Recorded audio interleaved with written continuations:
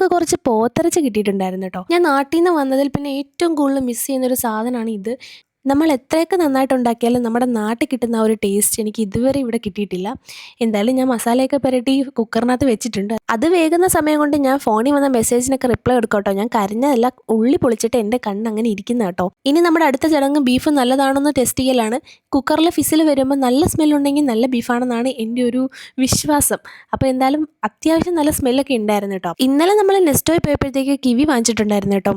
വളരെ ആശിച്ച് മോഹിച്ച് എന്താ പറയുക, കൊതി മൂത്ത് വാങ്ങിച്ചൊരു സാധനമാണ്.